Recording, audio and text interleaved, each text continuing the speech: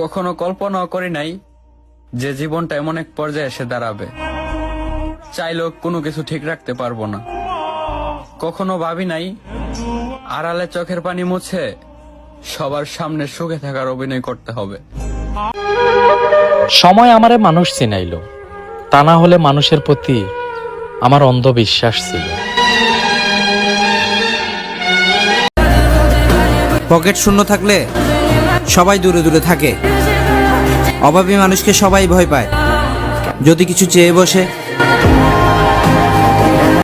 নামাজ পড়া শুরু করো বন্ধু। আমি চাই আমরা দুজন একসাথে জান্নাতে যাবো।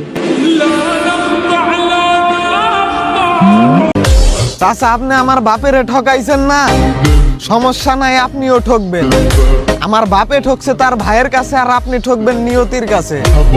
চাচা, একটা কথা মনে রাখো, নিয়তি বলেও কিন্তু কিছু আছে।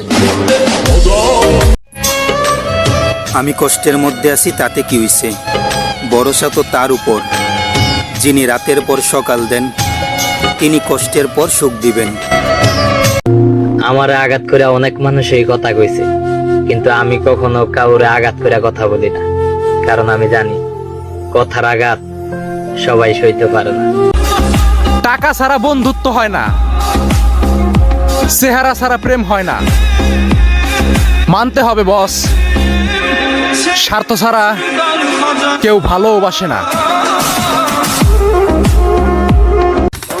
আমাদের এই শুকনো দেহের দম মাপতে এসো না। ইন্নাল্লাহ মা সাবিরিন, নিশ্চয়ই আল্লাহ ধৈর্যশীলদের সাথে আছেন। অত ইজ্জু মানতাসা, অত জিল্লু মানতাসা, ইজ্জতের মালিক আল্লাহ, বেইজ্জতের মালিকও আল্লাহ। তাই জীবনে আমাদের এই শুকনো দেহের দম মাপতে এসো না। যিনি বানাইছেন তিনিই রক্ষা করবেন ইনশাআল্লাহ।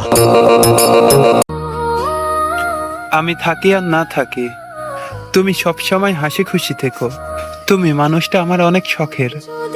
হয়তো জীবন সবসময় একরকম থাকে না, সময়ের স্রোতে অনেক কিছুই বদলে